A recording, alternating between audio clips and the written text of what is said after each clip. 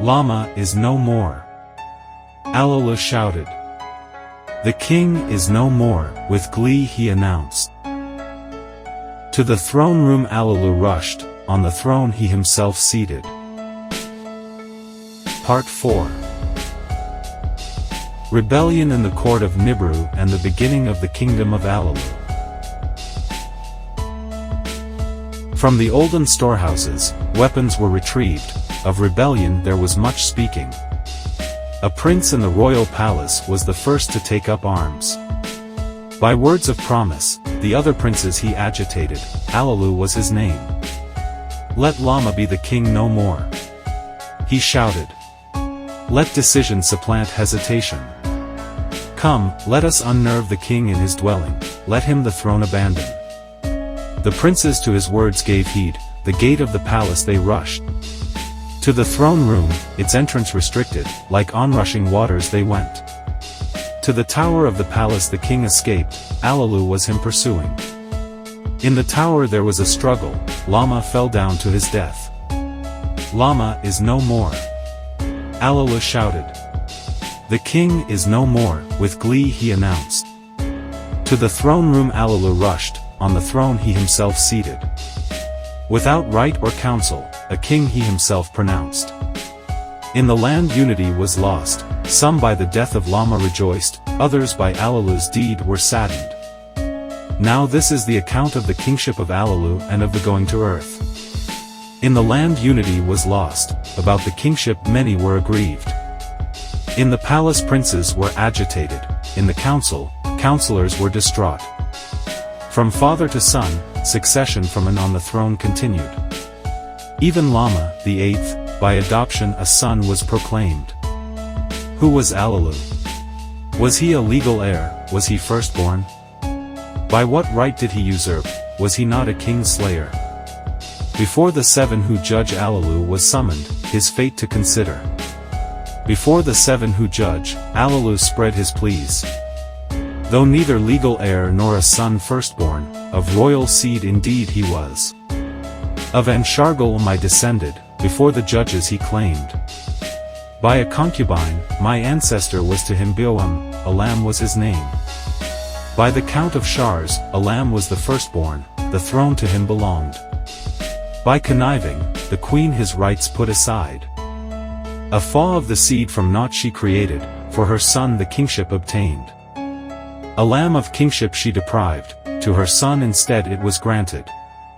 By descent, of Alam's generations am I continued, the seed of anshar is within me. The seven who judged to Alalu's words gave heed. To the council of counselors they passed the matter, truth or falsehood to ascertain. The royal annals from the house of records were brought forth, with much care they were read. And unto the first royal couple were 3 sons and no daughters to them were born. The firstborn was Enki, he died on the throne, he had no offspring. The middle son in his stead the throne ascended, Anib was his name. Anshar was his firstborn, the throne he ascended. After him on the throne kingship by the firstborn did not continue. The law of succession by the law of the seed was supplanted. A concubine's son was the firstborn, by the law of the seed of kingship he was deprived. The kingship instead to Kishargal's son was granted, her being a half-sister of the king was the reason.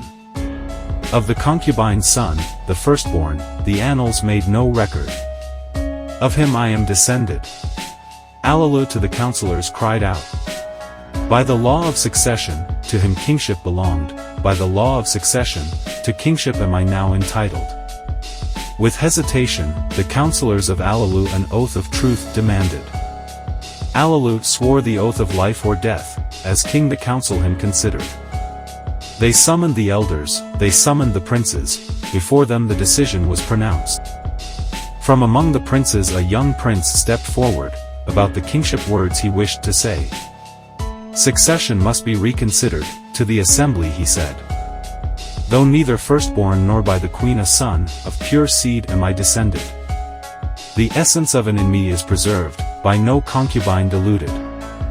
The counselors heard the words with amazement, the young prince to step closer they summoned. They asked for his name. "It is Anu, after my forefather and am I named." They inquired about his generations. Of En's 3 sons he them reminded. Enki was the firstborn, without son or daughter he died. Anib was the middle son, instead of Enki the throne he ascended. Anib the daughter of his younger brother took to be wife, from them onward the succession is in the annals recorded.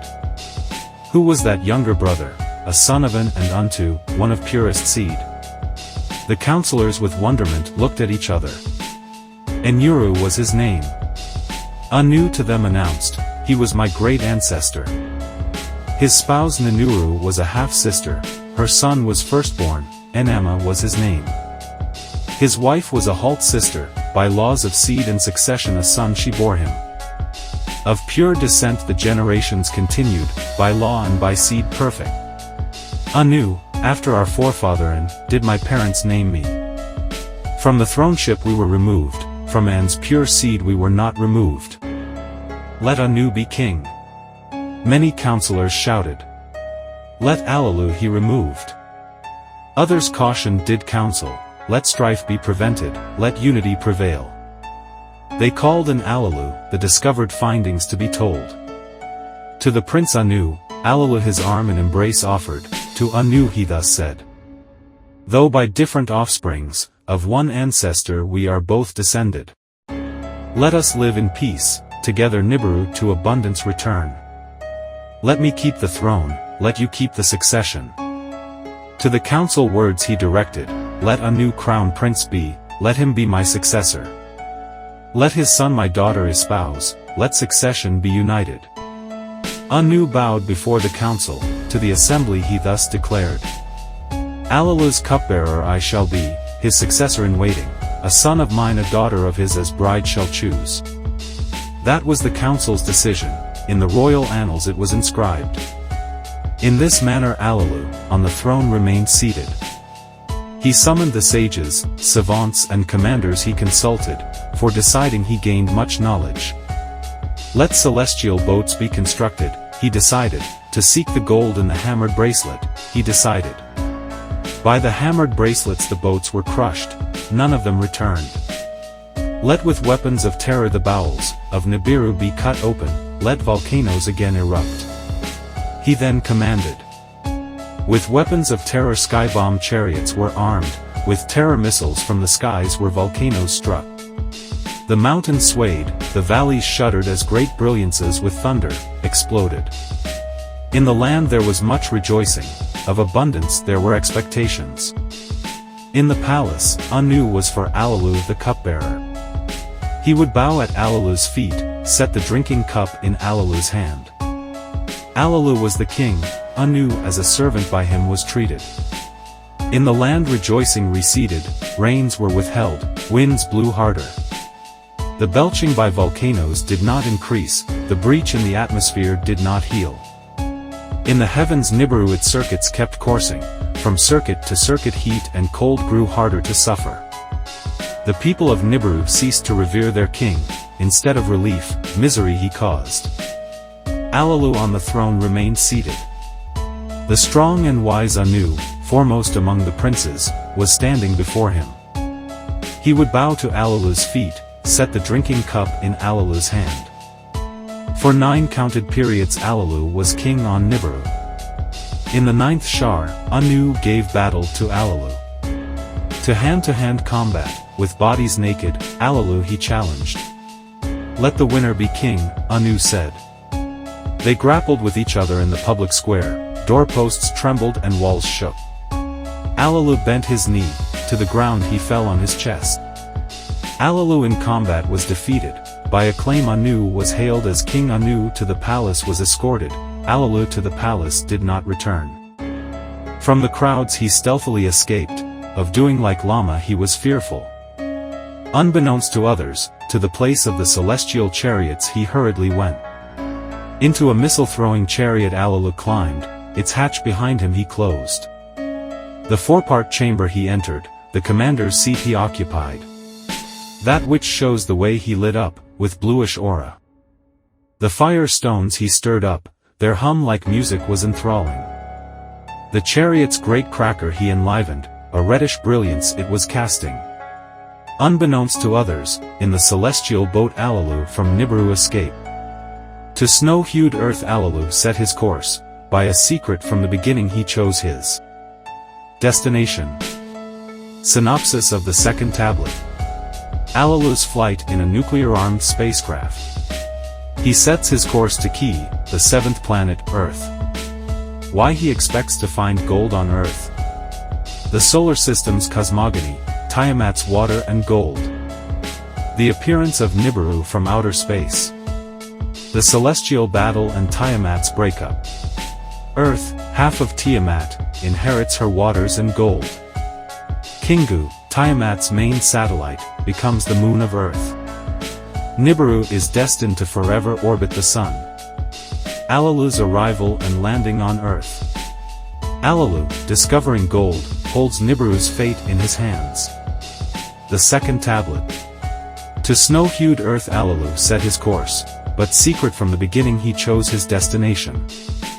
To regions forbidden Alalu made his way, no one has gone there before.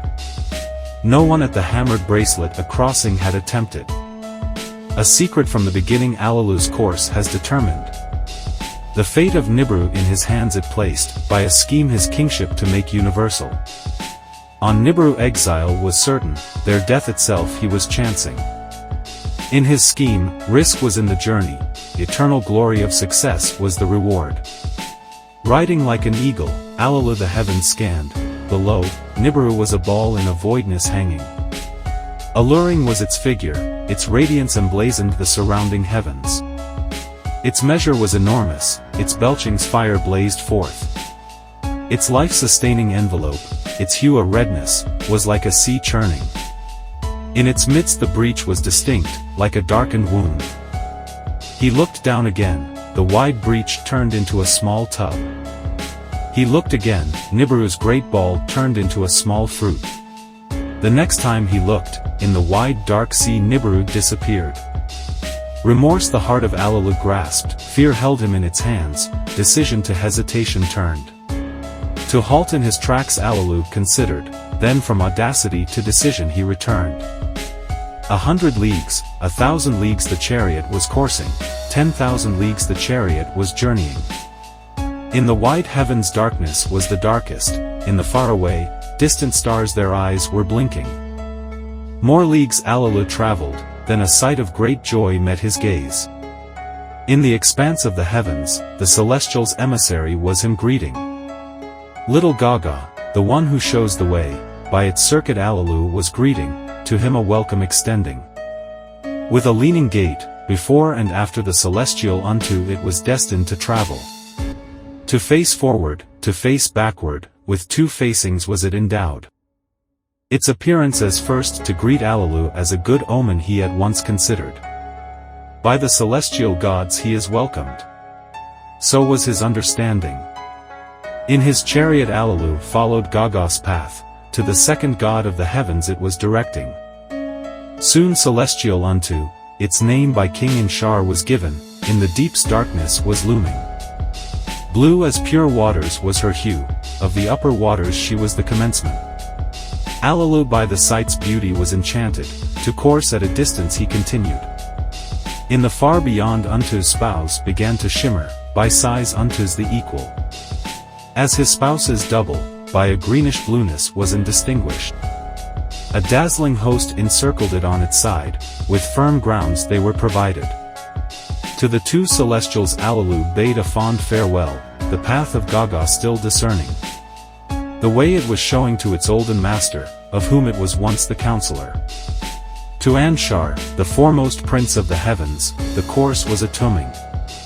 By the speeding chariot, Alalu the ensnaring pull of Anshar could tell. With bright rings of dazzling colors the chariot it was enchanting. His gaze Alalu to one side quickly turned, that which shows the way with might he diverted. A sight most awesome then to him appeared, in the faraway heavens the family's bright star he discerned. A sight most frightening the revelation followed. A giant monster, in its destiny moving, upon the sun a darkening cast, Kishar its creator swallowed. Frightening was the occurrence, an evil omen, Alalu indeed thought. The giant Kishar, foremost of the Finn planets, its size was overwhelming. Swirling storms obscured its face, colored spots they moved about. A host beyond counting, some quickly, some slowly, the celestial god encircled. Troublesome were their ways, back and forth they were surging. Kishar itself a spell was casting, divine lightnings it was misting. As Alalo looked on, his course became upset. His direction was distracted, his doings became confused. Then the deepness darkening began to depart, Kishar on his destiny continued to circuit. Slowly moving, its veil from the shining sun it lifted, the one from the beginning came fully into view. Joy in Alalu's heart was not long-lasting. Beyond the fifth planet the utmost danger was lurking, so indeed he knew. The hammered bracelet ahead was raining, to demolish it was awaiting. Of rocks and boulders was it together hammered, like orphans with no mother they banded together. Surging back and forth, a bygone destiny they followed. Their doings were loathsome, troubling were their ways. Nibiru's probing chariots like preying lions they devoured. The precious gold, needed for surviving, they refused to dislodge. The chariot of Alalu toward the hammered bracelet was headlong moving. The ferocious boulders in close combat to boldly face. Alalu the fire stones in his chariot more strongly stirred up. That which shows the way with steady hands he directed. The ominous boulders against the chariot charged forward, like an enemy in battle attacking. Toward them Alalu a death-dealing missile from the chariot let loose. Then another and another against the enemy the terror weapons he thrust. As frightened warriors the boulders turned back, a path for Alalu granting. Like by a spell the hammered bracelet a doorway to the king it opened. In the dark deepness Alalu the heavens could clearly see. By the bracelet's ferocity he was not defeated, his mission was not ended. In the distance, the sun's fiery ball its brilliance was sending forth. Welcoming rays toward Alalu it was emitting. Before it, a red-brown planet on its circuit was coursing, the sixth in the count of celestial gods it was. Alalu could but glimpse it, on its destined course from Alalu's path it was quickly moving. Then snow-hued earth appeared, the seventh in the celestial count.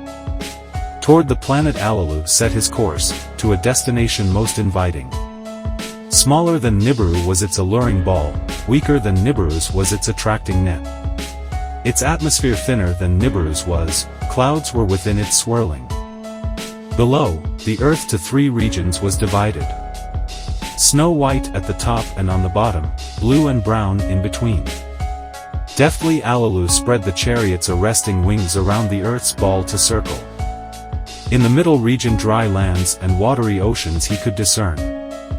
The beam that penetrates downward he directed, earth's innards to detect. I have attained it. Ecstatically he shouted. Gold, much gold, the beam has indicated, it was beneath the dark-hued region, in the waters it was too. With pounding heart Alalu a decision was contemplating. Shall he on the dry land his chariot bring down, perchance to crash and die? Shall he to the waters his course direct, to perchance into oblivion sink? Which way shall he survive, will he the treasured gold discover? In the eagle's seat Alalu was not stirring, to fate's hands the chariot he entrusted. Fully caught in earth's attracting net, the chariot was moving faster. Its spread wings became aglow, earth's atmosphere like an oven was. Then the chariot shook, emitting a mortifying thunder. With abruptness the chariot crashed, with a suddenness altogether stopping. Senseless from the shaking, stunned by the crash, Alalu was without moving. Then he opened his eyes and knew he was among the living. At the planet of gold he victoriously arrived. Now this is the account of the earth and its gold. It is an account of the beginning and how the celestial gods created were. In the beginning, when in the above the gods and the heavens had not been called into being, and in the below key, the fin ground, had not yet been named. Alone in the void there existed Apsu, their primordial begetter. In the heights of the above, the celestial gods had not yet been created. In the waters of the below, the celestial gods had not yet appeared. Above and below, the gods had not yet been formed, destinies were not yet decreed. No reed had yet been formed, no marshland had appeared. Alone did Apsu reign in the void. Then by his winds the primordial waters were mingled. A divine and artful spell Apsu upon the waters cast. On the void's deep he poured a sound sleep. Tiamat, the mother of all, as a spouse for himself he fashioned. A celestial mother, a watery beauty she was indeed. Beside him Apsu little Mamu then brought forth. As his messenger he him appointed, a gift for Tiamat to present. A gift resplendent to his spouse Apsu granted. A shining metal, the everlasting gold, for her alone to possess. Then it was that the two their waters mingled, divine children between them to bring forth. Male and female were the celestials created, Lahamu and Lahamu by names they were called. In the below did Apsu and Tiamat make them an abode. Before then had grown in age and in stature. In the waters of the above Anshar and Kishar were formed. Surpassing their brothers in size they were. As a celestial couple the two were fashioned. A son, in the distant heavens was their heir. Then unto, to be his spouse, as an's equal was brought forth. As a boundary of the upper waters their abode was made. Thus were three heavenly couples, below and above, in the depths created. By names they were called, the family of Apsu with Mamu and Tiamat they formed. At that time, Nibiru had not yet been seen. The earth was not yet called into being. Mingled were the heavenly waters, by a hammered bracelet they were not yet separated. At that time, circuits were not yet fully fashioned. The destinies of the gods were not yet firmly decreed. The celestial kinfolk banded together, erratic were their ways. Their ways to Apsu were verily loathsome. Tirenat, getting no rest, was aggrieved and raged. A throng to march by her side she formed. A growling, raging host against the sons of Apsu she brought forth. With all 11 of this kind she brought forth. She made the firstborn, Kingu, chief among them. When the celestial gods of this did hear, for counsel they rallied. Kingu she has elevated, to rank as in command to him she gave. To each other they said.